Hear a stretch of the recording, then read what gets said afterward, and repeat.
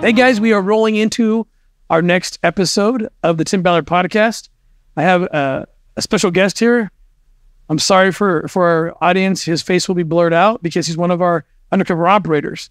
And we're going to talk about our operations in Mexico. We're going to call him Alberto for the purposes of this interview. And he is one of our undercover operators that focuses a lot in Mexico. He himself being Mexican, and he goes deep cover. And we're going to talk about some of the operations we've done there, and we're also going to get into the politics of the border.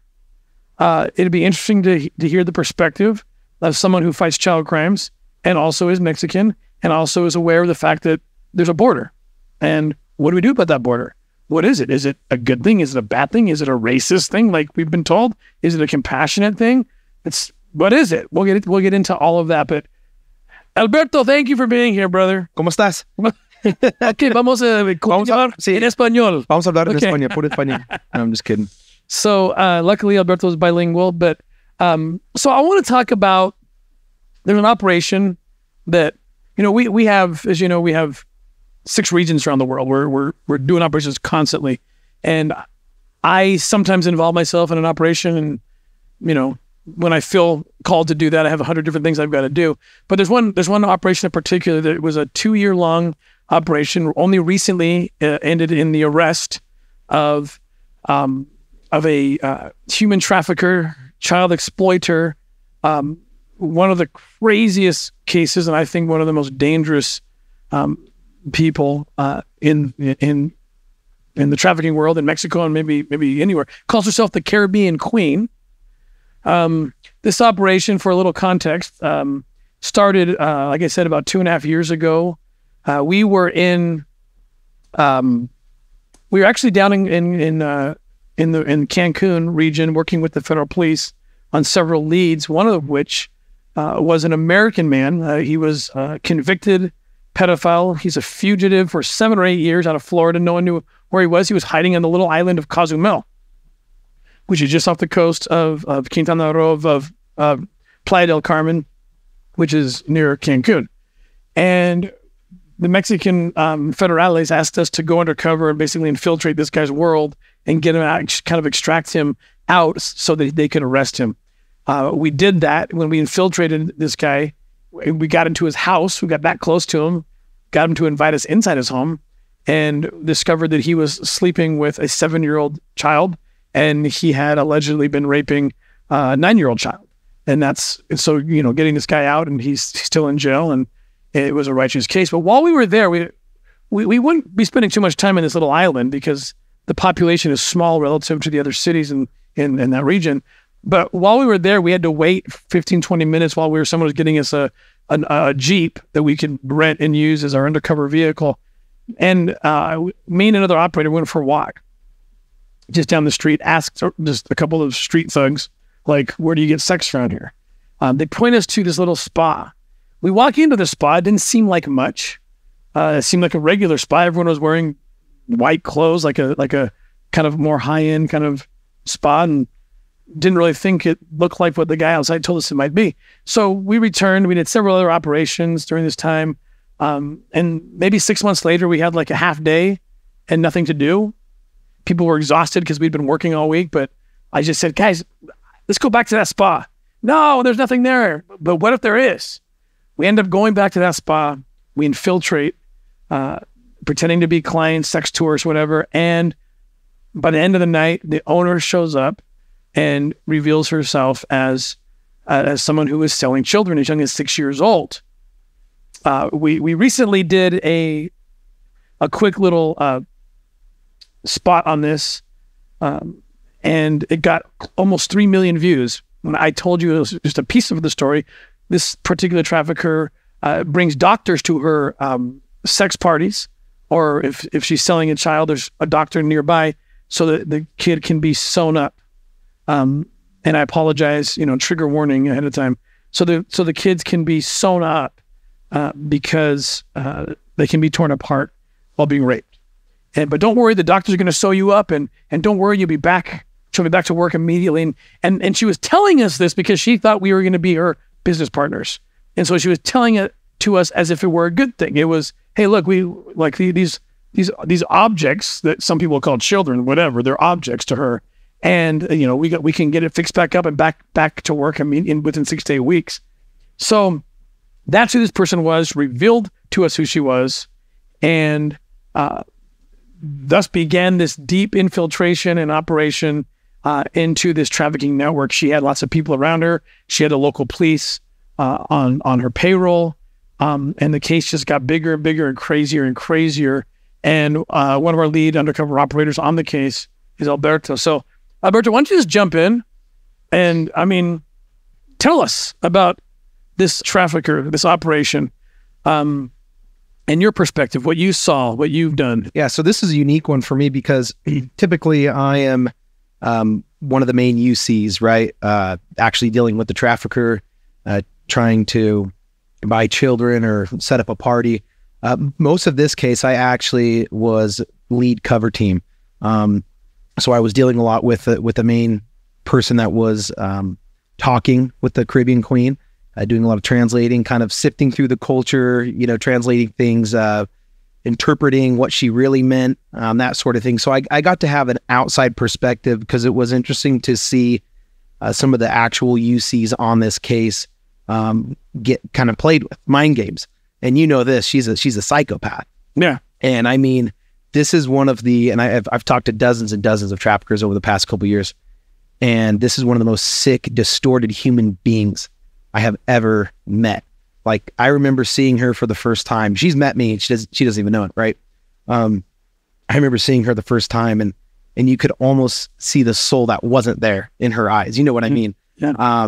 And just the things she would say, the things she would text, how she would articulate it and make it sound completely okay what was going on. I mean, she was a savior to these kids in her eyes. Right? She was giving them some money to take back home and put food on the table. I remember her saying once to me when I was, inserted as an undercover operator on this one. She said, these kids, these are poor kids in Mexico. They're gonna get raped anyway. At least this way, I have a doctor outside, and I'll give them something. Yeah. I mean, so she thought she was great. No, 100%. And kind of jumping forward to when the police took down her place and some of the documents they found, it was very apparent that it was nonchalant for her. It was business. We saw documents that they seized that I've been doing this for 18 years. She wasn't even trying to hide what she did. It was like a damn Walmart receipt. But what's interesting is what inspired, I think, that kind of confidence, very arrogant person, but she had top cover. We know this because a year before she actually got arrested, we had worked things with the I think police. it was almost a year and a half. I said, okay, yeah, it probably was. And we worked things with the police to where we had an arrest warrant ready to go. And I remember saying, look, we love you, Mexico, but you're famous for some corruption. So please, can you find a way to get her arrested without issuing the warrant, or at least issue the warrant like just right before the arrest? And they said, well, they put it like an hour before the arrest. And within 30 minutes of it being just filed with the court, boom, she calls us. Say, get off the island, I don't know what's going on, but we're lit up, right? Later, you're going to discover the counter surveillance she had on us all the time. Tell me about that. Yeah, so that's kind of jumping ahead to one of the last times we went, right? I mean, this lady she was probably a little more connected than we gave her credit for at first, right? She was really good at mind games, so we always took everything she said with a grain of salt. But no one's perfect on these operations, right? You get some of these veteran guys that are doing this for 20 years, they might have a slip up. Some of the younger guys might have a slip up, people that aren't experienced, right? We do our best to keep our lips tight. But some word got around that there was a party in town and we were there to do business with Maria. I don't know exactly what was said, but it was said in a taxi, right?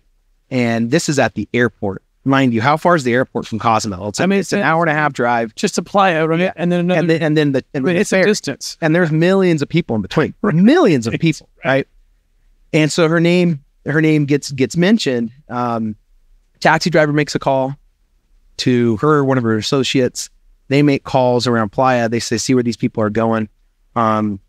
Gate guards knew our house, time we were leaving, time in and out, when we were actually going to go meet with her versus when we told her. So that was pretty crazy to find that out, later after she was arrested. Obviously, we found that out, and to know, I mean, this is a dangerous game we're playing because ultimately the strings are all connected back to the cartel.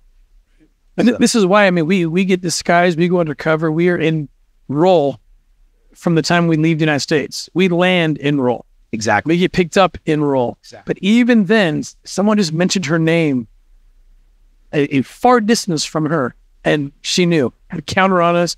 I mean, it turns out our staging house was being watched. Exactly. I mean, that's 24/7, vigilance. That is of our place. That is creepy, but it also, I'm very serious we take our undercover roles. Exactly. How far we go in terms. You've seen us with makeup artists from Hollywood in our staging location, putting on prosthetic scars, wigs. You know, we go in as couples or as, you know, two or whatever it is to protect each other, and it's pretty intense, the prep, and this is why. I mean, in this case, I mean, it was recommended after the first failed attempt, don't go back. I mean, because you think about this, she doesn't know who the rat is, so we had to go back in. We dismissed half of our team and called them the bad guys, or the guys who told the cops. Yep. Right? The good guy, bad guys. Yep. Right.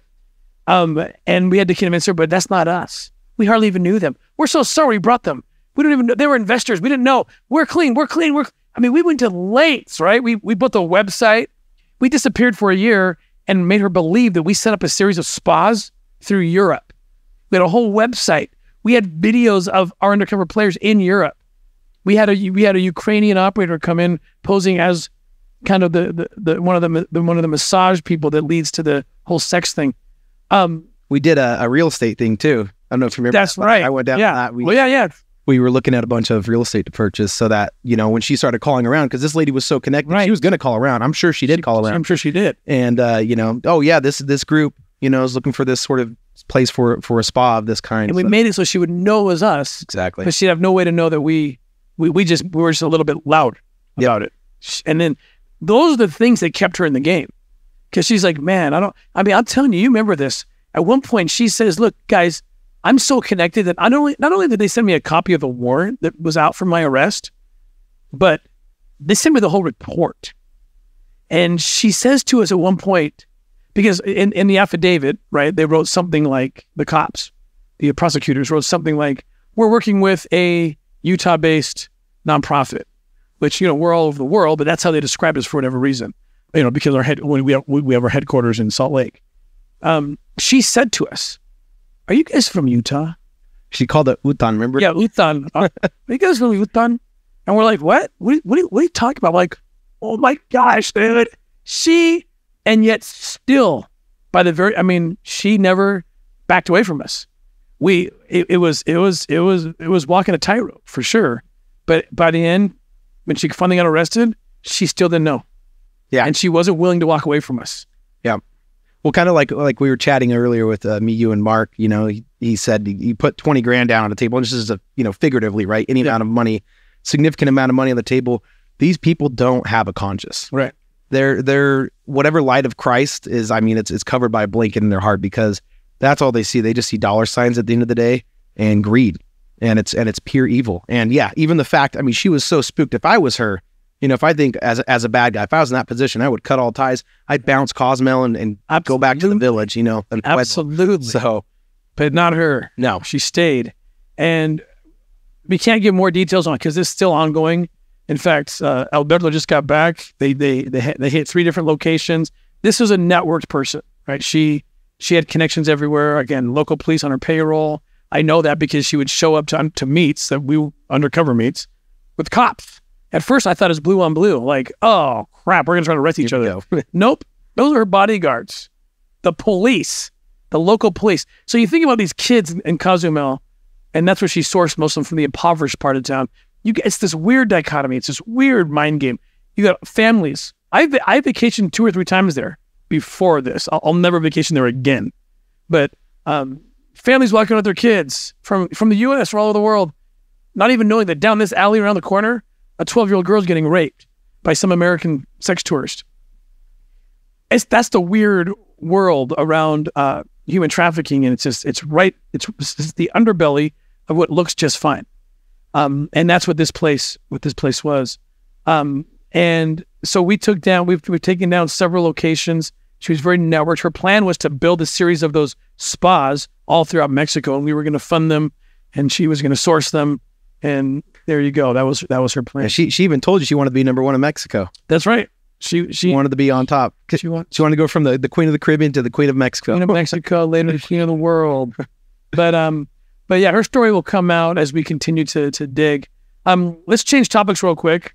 It's very interesting to me to get your perspective and, the politics around the border, the southern border. I'll say this, I worked for 10 years on that border, and it was never partisan. It was never political. And in fact, Bill Clinton, if you research, I wrote a dissertation in grad school about the border. It wasn't even political.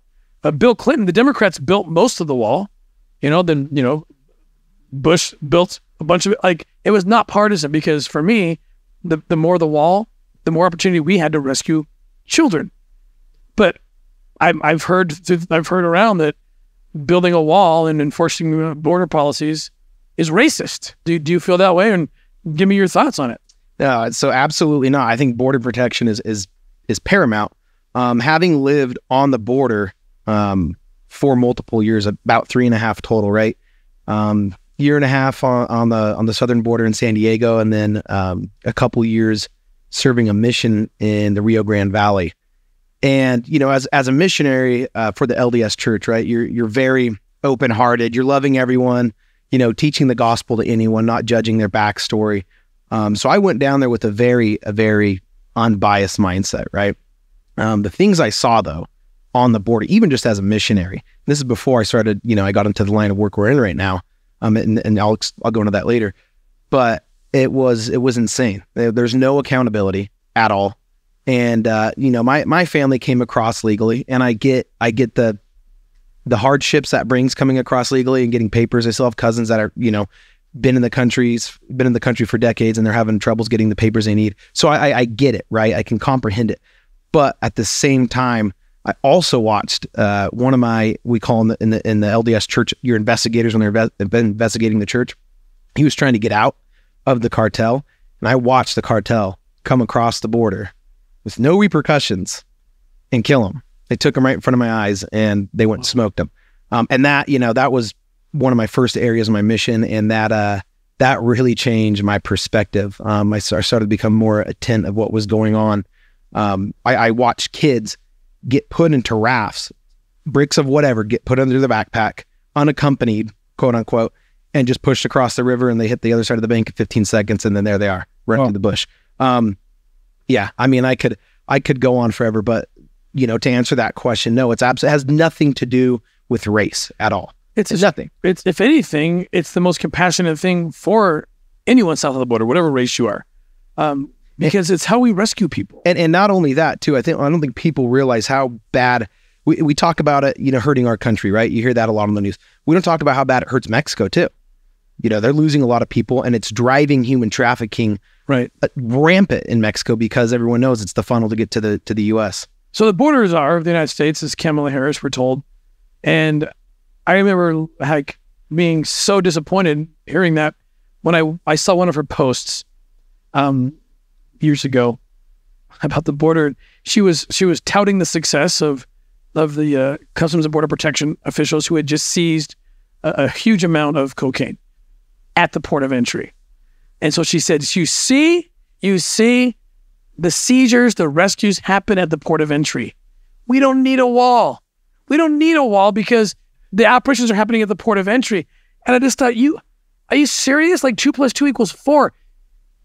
You can't congratulate the port of entry for anything like a seizure or a rescue without simultaneously congratulating the wall, because the wall creates the port of entry. Exactly. That's the whole point. It's like, do we really understand this concept? Disneyland gets it. Every single museum and concert and theme park understands it. All these politicians understand it too. How many of them have gates around their house? Right. It's just, you funnel through. Now, it's not I'm the most pro-immigration person.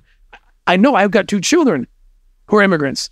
I'm very pro-immigration. I'm for huge ports of entry and also huge walls and huge protection. Why? Because I've rescued children. I've seen children rescued. In The Sound of Freedom, you see depicted a real scene where we rescued a little boy thanks to the wall, because the wall forced the trafficker to push through a place where experts who know what to look for and are looking for children who are being hurt. So it's the strangest thing to me that we don't side on the part of kids. And now you mentioned these unaccompanied minors. 85,000 unaccompanied minors have showed up to the border and been released into the United States. And I've been there. I know this. But what happens is they show up, the trafficker just puts something in their pocket, says sponsor, whatever, any name, John Smith, phone number. They get to their side, and it's not the CBP folks' fault. They're following instructions. All they can do is they have to release the kid. Someone calls the number. Usually it's an NGO that's attached to the HHS, which is in charge of taking care of the kids. This is the kids in cages. The kids that end up in the facilities that, what is politically expedient, one side or the other calls it cages. It's actually the kids that got saved, by the way. And there's hopefully an investigation going on to find their parents. But the ones who come with a little name on it, sponsor, name, number, they get released. So they call the number. Oh, yeah, I'm John Smith. Yeah, I'm in New York City. Yeah. Yes, here's the address. They will send our taxpayer dollars, put the kid on a plane, on a bus, and send them to that place, which is a very good chance, if you know the economics of child sex. Again, in the United States, we are the number one demand. We are the number one consumer of child sex material over and over again. So it doesn't take a rocket scientist to look at the economy of this thing and see how easy it is for a pedophile who can make so much money selling a child. All they have to do is give him a number, give him a name, the kid goes over. Now, if someone were to find a kid, okay, just any kid in New York City, San Francisco, Salt Lake City, San Diego, any city, a kid just turns up alone, missing, an unaccompanied minor, we'll call him. Not from across the border, but just wherever. What would happen to that kid? Okay, being in law enforcement for as long as I was, I can tell you what's going to happen. That kid's going to be taken to a child protection service, and no one can just show up and take the kid. There's going to be background checks. There's going to be DNA testing. There's going to be so much stuff before that child can be released to somebody. Now that would be the typical white kid who was found in Salt Lake City. That's what would happen. And yet this administration is not affording the same benefit to a child who's likely going to be a brown child, okay, who's coming across the border. Nope, you get nothing. We just release you. No investigation, no background check. The administration recently eliminated a program for rapid DNA testing. That technology exists. I've seen it. I've used it. Nope, eliminate that. Just let them in. And 85,000 children have come in that way to the world capital of child sex, the United States of America. So that is disturbing to me. The only compassionate policy are big walls and big ports of entry and border enforcement. That's compassionate. That is caring, and that is protecting children. But anyone who says this is called a racist. Yeah, which is insane, because I've had the opportunity multiple times to deal with 3-letter agencies and even sheriff's departments on the border, and these people that handle these immigrants that come across illegally are the most compassionate people. I mean, these cops are handing them granola bars and teddy bears. Yeah, and nothing. There's not a racist bone in a lot of these people's bodies, right? And I think that the ones really who are, I don't know if I'd say racist, but the ones that are complicit in the human trafficking are these politicians in Washington, D.C. that are letting this happen. They know what's happening. You can't tell me they don't have these numbers. I've also talked to many CBP guys that have told me, hey, look, we don't even have accountability anymore. Like you were saying, the DNA testing, we have that technology. They don't even have, they're having repeat numbers. I've been told multiple times, I won't name anyone, but been told multiple times they're having repeat numbers, meaning people are going through, they're kind of just doing a click or getting a number, and they're like, wait, we already have 372, like 4 times. So how the hell do they know where these people are? You know what I mean? These kids are going out into the world as minors that don't speak the language for God knows what to happen to. Labor trafficking, human trafficking, some of them end up just homeless, dying. There's a lot they're not showing to it. And we haven't even talked about because you hear a lot of people say, well, 90% of these people, and even if this is true, 90% of these people coming across are good, that, they're good people, good hearts, they want to work hard. What about that 10%? What about that 1%? And you multiply the millions over the past couple of years that have came through our border and just say 1% of them are bad people. We're talking hundreds of thousands. We're talking a big city worth of cartel members, mafiosos, and what can you do with those kind of numbers? Yeah. So unbelievable. Well, Alberto, thank you. Of course. Thanks for giving your insight. Everybody, if you want to really learn about the benefit of having border enforcement, watch Sound of Freedom. It's kind of subtle, but the entire case that's depicted in the film kicks off because a wall forced a human trafficker to push the child through a place where experts could rescue that kid. That child then had intelligence that led to the rescue of dozens of others. So if you haven't bought your tickets yet, please buy your tickets. Thanks so much. And stay tuned until we have our next installment of the Tim Ballard Podcast.